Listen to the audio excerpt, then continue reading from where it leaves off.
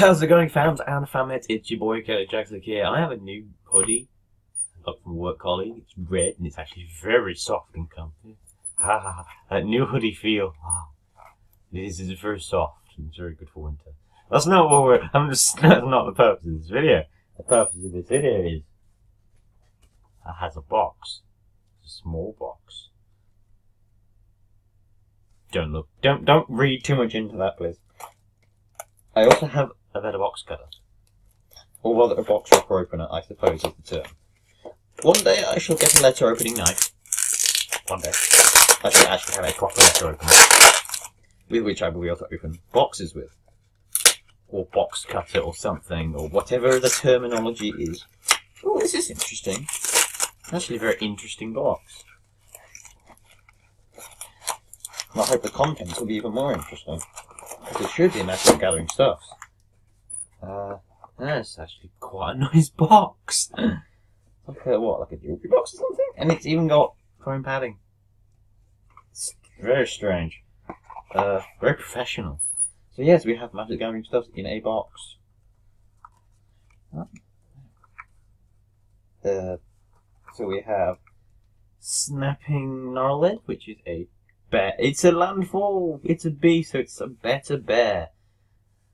Whenever land ends flat, and control it plus from the land turn, it's already a bear with an upside. We have a Magic Origins land mountain. That's Kaladesh, I think. We have an interesting land. We have Warped Landscape. You can actually either add blank or colourless, or tap 2, sacrifice it. Well, pay 2, sacrifice it, search your library for basic land, put it back, or tap your library. Weird flex, but okay. So it's a strictly worse unknown shores? Kind of? Okay. We have Fetid Imp, another Magic Origins card. 2 cost 1, 2 flying, and for 1 blight you get Death Touch. We have Huddle Up as a Battleborn card. Assist, another player plays 2. 2 target players each draw a card. Okay, good. Ooh, we have an uncommon Molten Slag Heap. This is one of those more modern lands that use storage counters. Obviously, stuff like Dwarven Forge and stuff use storage counters. But you can either add 1 colorless to mana pool, tap 1 and put a storage counter on it, or pay 1 mana, remove X storage counters from it, add X in any combination of red and or black to your mana pool. Interesting. So you can, it's essentially a way of storing up your additional mana, but unlike the others, can give you mana anyway. This is actually a commander card as well, so it's probably worth something. And you can add as much or as little as you want by taking off individual counters, as opposed to taking off the entire lot at once, which is pretty damn cool. And it doesn't enter into play tapped. That's probably a card that's probably a card I'll run in my Nicol Bolas commander. Because in a sense, it's a strictly better Cinder Bounds, or whatever. Bone to Ash. Rock Smaulers. It's 5 cost, trample 4/4, renown 2. Nice. We have Stadium Vendors, 4 cost Goblin. It's a 3/3 Goblin, okay. When it enters the battlefield, choose a player. That player adds 2 mana of any one color they choose. You could choose yourself. So in theory, it's a 2 cost 3/3.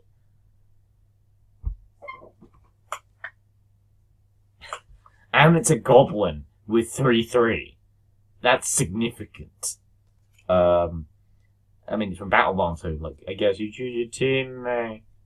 Sure you do. We have Lagona Band Elder, which is, I think that's from Theros block. We have Makindi Patrol. Rally whenever it or one of the allies battle patrol creatures you control gain vigilance in the turn. We have another land from Magic Origins, which is a Plains, and a Theros block 1. And you have Erdwall Ripper, 3 cost and double red. Long boy. It's a vampire, has haste 2/1. When it deals 6 damage to combat direction player, put a +1/+1 counter on it. We have a Kaladesh Swamp with a maze for some reason. Ooh, we have an old card from some sort of Oasis set, probably called Oasis. It's Sewer Rats, 1 cost rat. You could pay 1 life and pay 1. Use it +1/+2 until end of turn. You can't spend more than 3 black in this way each turn. Okay, so you're for a total of 4. It could be a 4/1 until end of turn, which isn't bad. It's, it helps to trade with more stuff, but you have to pay life for it as well, which I think is a bit much. And then with Structural Collapse, 6 cost. Target player sacrifices an artifact and a land. Sacrifices. But they get to choose. Collapse deals 2 damage to that player. We have a Kaladesh block swamp, plains, also with a maze for some reason. We have an Omen Speaker. That might be the original print of Omen Speaker. We have a Sky Snare Spider, so our first uncommon, and that is from Magic Origins. It is a 6 cost, 6/6 with Vigilance and Reach. Whew, that's pretty damn nice, actually. We have Sidisi's Pet, that's from Khans of Tarkir. It's a lifelink that has Morph, part of the... never remember the name of it, but it's one of them clans. It's the clan that cares about... not Delve, the other one. The banishing one. You know what I mean. We have Stalwart Aven. We have another uncommon, Angel's Tomb, that's also from Magic Origins. It's a 3 cost. Whenever a creature enters the battlefield under your control, you may have this become a 3/3 white angel artifact creature with flying until end of turn. Weird flex, but okay. I think this is an entire, cycle of different artifact creatures that all become different coloured artifact creatures. I mean, there's one that's a 1/1 becomes a 1/1 flying bird or something. And then we have a Bonded Construct. It can't attack alone because it's a doggo. It's a dog. We have Titan Strength. It's a 1 cost. Target creature gets +3/+1 at the end of the turn, and then you can also scry. We have Excoriate. It's a 4 cost. Exile target tap creature. That's another part of Theros. The demon had flown past the reach of Erebos' whip, but not to the point of the Sun God's spear. And we have Dismal Black Backwater, which is a gain life land, which is, again, a strictly better Submerged Boneyard. So that's pretty nice. Although it's not an uncommon, we're going to put it with... we're going to put it with the other uncommons. We're going to put it, separately for cards I really want to put in decks. We have Cloud Shift. It's a 1 cost. As the target creature you control, then return that card to the battlefield under your control. Nice. Phasing. Phasing for 1 mana is always good. We have got Volcanic Rambar. It's a 6 cost red elemental. It's a 6/4 that for 3 mana can deal 1 damage to target player. We have Fireball, so an uncommon from Magic Gathering 12th Core. Nice. We have I think it's a Zendikar Swamp. We have the Ever-Flowing Chalice, which is the power of multi-kicker, which I actually was going to get a single of this because it's so broken. So the idea is it's a 0-cost artifact. That by itself is crazy, because of affinity for artifacts. Multi-kicker 2. Enters the battlefield with a charge counter on it for each time it was kicked. Here's the kicker. You can add 1 colorless to your mana pool for each charge counter on this card. So, in the deck that I like to call Mana Ramped Daphnis, where you run pretty much every single mana rock that you can, alongside stuff like Mirrorworks and such. You run Darksteel Ingot because Darksteel Ingot is indestructible, and you Mirrorworks Darksteel Ingot and create not Mirrorworks, the one with script, Prototype Portal. You keep making Darksteel Ingots because they're indestructible, which means, apart from exiling it, they're not going to get rid of it. You can go into Darksteel Forges and etc. really quickly, but what you then can do is essentially you can add 1.5 times your mana to your mana total that you can use permanently. Because obviously this is a 2 for 1. So start a turn, you play it, say for example you tap for 20. 10 charge counters on this. This can then tap for 10 mana.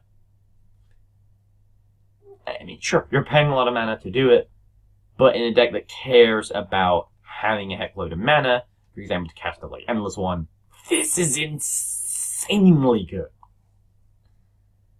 To the point where I have a feeling it was banned in some format or another. I think it might have been standard. I think it might even be banned in modern, I don't know. We have Quag Sickness, 3-cost enchantment. Gets -1/-1 for each swamp you control. It's like the opposite of that one green card, the Forest. Interesting. I have Cleric of the Forward Order. Blinding Mage. Okay. We have a Plains from one of the Theros blocks or something. We have a Swamp from M15. And we have Colossal Dreadmaw from Ixalan. We have Plummet. That's the Antigar version. We have a Kellish block Swamp, which is like the Catacombs. We have Call to Heal as a commander card, 2-cost. Return to creature's owner's hand, its controller draws a card. Court Castigator. Shambling Ghoul enters the battlefield tap. It's a 2/3 for 2 though, so if you're playing tribal, it's actually kind of okay. We have Thunderhead Migration. This is from Rivals of Zendikar. Rivals of Zendikar? Rivals of Ixalan. It is a 2-cost uncommon. As an additional cost to pay Thunderherd Migration, reveal a dinosaur card from your hand, or pay 1. So in theory, it costs 3, but it costs 2 if you have a dinosaur deck. Search a library for a basic land card, put it in battlefield deck, and shuffle your library. Nice. We have Giant Spectacle. What is those now? Yeva's Force Mage. More like Yeet's Force Mage. We have another uncommon. This is from regular Ixalan. We have Snapping Sailback. It's a 5-cost 4/4 dinosaur with flash. And emerge when it does deal damage with a +1/+1 counter on it. Nice. I like that. Just purely the mechanic. The fact that you could just jump. Well, not jump, block with it, but block with it and it just gets stronger over time, becomes more and more of a threat. You're getting more bang for your buck. And it has flash, so. We have Sun Crowned Hunters. It's a 6-cost with emerge. When it is dealt damage, deals 3 damage to target opponent. Nice. Pump. Reclaiming Vines, 4-cost to destroy target artifact, enchantment, or land. Nice. We've got an uncommon from Amonkhet, which is one I don't have many of. On-Crop Crasher. It's a 3-cost 3/2 with haste. Any man exerted as it attacks target creature can't block this turn if you do. Red Rush. Anyone? Yeah, this was why Red Rush is crazy. We have Bestial Menace. It's a 5-cost uncommon. Put a 1/1. Ooh. Put a 1/1 green snake, a 2/2 green Welf, and a 3/3 green elephant token onto the battlefield. Nice. Might be, I don't know, potentially might go in my token spam deck. I don't know. It's kind of too high a mana cost, I'm thinking. Although it gives you 3 tokens, it still costs 6. I'm going for a quantity over quality. Defiant Strike. Target creature get +1/+0 and play the turn and draw a card. Draw for 1. We have Rot Shambler. It's another uncommon. 2-cost 1/1 fungus. Whenever another creature you control dies, put a +1/+1 on it. Badger, mushroom. We have Metallic Rebuke as our boy Tezzeret. Improvise. Yeah, I can't be cast this. You can tap it to pay for 1 colorless. Counter target spell and control pays 3. I hate those unless Pona pays. We have another Island, another Swamp. We've got Fairy Miscreant. Yay for Fairy Tribal. Who doesn't like Fairy Tribal? It's a flying 1/1 for 1, so not too bad. When it enters the battlefield, if you control another creature called Fairy Miscreant, draw a card. Oh, joy of joys. 1 fairy distracts the judge while a second steals the law. Can't be arrested if you steal the law. We have Farika's Disciple. It's a 4-cost 2/3 with Death Touch and Renown. Why does it need Renown if it has Death Touch? Question of the day. We have Ice Cage. Enchant creature can't attack or block inside target abilities can't be activated. When it becomes the target of a spell or ability, destroy Ice Cage. Fuck's the point? Bitch. Target planes. Even. That was from cons, by the way. Which kind of looks Amonkhet-ish in a way. We have a Macabre Waltz. I prefer the Liliana artwork because this is kind of morbid. We've got Avenging Arrow, 3 cost. Destroy target creature dealt damage this turn. Ooh! Is it Guildgate, but the older version? From Return to Ravnica, I want to say, or Ravnica City of Guilds. One of those two. I prefer this artwork. It just looks cool. It looks like a nightclub. Okay. We've got Oracle of Dust. It's a 5 cost Eldrazi Processor. It's devoid. You can pay 2. Put a card in opponent onions from exile into opponent player's graveyard. Draw a card and discard a card. Not bad. We have got Scythe Leopard. Recently escaped from Dudley Zoo. I shouldn't joke about that, but because it's adorable snow leopard. But okay. It is a 1/1 for 1. That is an uncommon from a Zendikar set, I think. It has landfall. Whenever a land enters the battlefield under control, it gets +1/+1 till end of turn. Nice. And we have Mind Sculpt. Having flashbacks to Jace the Mind Sculptor. Okay. We have got Reach of Shadows. That's from a Kamigawa set? Yes, because there's a ninja on there. Destroy target... Actually, no, that's from Fate Reforged. My apologies. Destroy target creatures one or more colors. Why does it cost 5, though? We have Saving Grasp. Return target creature you own to your hand. You can pay it for... You own? I guess you can self-administer it, yes. And you can flashback it for 1 way. We have Chandra's Revolution. It's a 4 cost from Kaladesh. It deals 4 damage target creature, tap target land. That land doesn't untap during scroll like untap step. Have Lithomancer's Focus. We got Eddy Trail Hawk.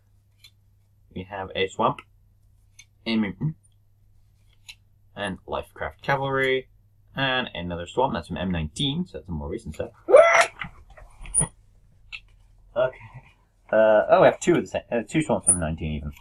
We have another uncommon from Zendikar block, which is Akum Stoneweaver. Waker, even. It's a 2 cost 2/1 Human Shaman with landfall. Whenever a land enters battlefield control, you may pay 3. If you do, put a 3/1 elemental creature token with trample and haste on battlefield. Exile token at the beginning of the next end step. Why you got exile? And we have Throttle. Target creature gets -1/-1 till end of turn. Just get out, use a kill spell. Ish. She's stupid. I think I have all the comments out of there. We have got Water Courser. It's a 3 cost 2/3 elemental. Totally Lost.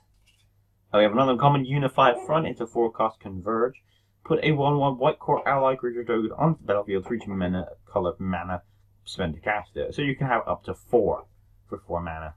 It isn't bad because ally tribal is a thing, but we have Press for Answers. 2 cost tap target creatures and untap, control the untap step, and investigate. Create clues. We have Moorland Drifter. It's a 2 cost with Delirium. It's flying as long as there are 4 more card types, 1 card to graveyard. That's cool because it's a 2/2 for 2, which is Spirit Tribal, and it can have flying most of the time. We Kite Sail Scout. It's a 1/1 for 1 flying, which is a core, which is tribal. Swamp. Song from Kaladesh. And we have an unstable uncommon, which is Slaying Mantis, which is an insect wrestler. What a weird creature type wrestler. It's a 7 cost, just a second. As long as this spell is on the stack, players can't move cards on the battlefield. So this is split second, but not. Okay. It enters the battlefield by being thrown from a distance of at least 3 feet. So you have to measure 3 feet. When it enters the battlefield, it fights each creature an opponent controls that it touched as it entered. So you gotta throw it this way and hope that it goes like that and bounces a bit. What even? Oh my god, unstable. It's just so funny. That's one unstable card I don't even have any copies of. We have Myra's Mouse, 4 cost. Target opponent discards 2 cards. I have Topaz Free Blade, 2/2 Vigilance with Renown, and we have Fleeting Distraction. You can -1, -0 something and draw a card. This is bad for 1 mana. We have Prey upon target creature fights target creature you control, which is nice. Recently got reprinted as well. We have another uncommon, which is Stubborn Denial. It's a 1-cost instant. Counter target non-creature spell unless the control pays 1. If you control the creature's power 4 greater, just straight up counter instead, which is really good actually. But on that note, I think it's time to end the video here. We're gonna go through the other half of this next time on the show. This has been KJX. This has been Magic the Gathering. I've got a box, and I will see you fans and fan next video. Bye bye for now.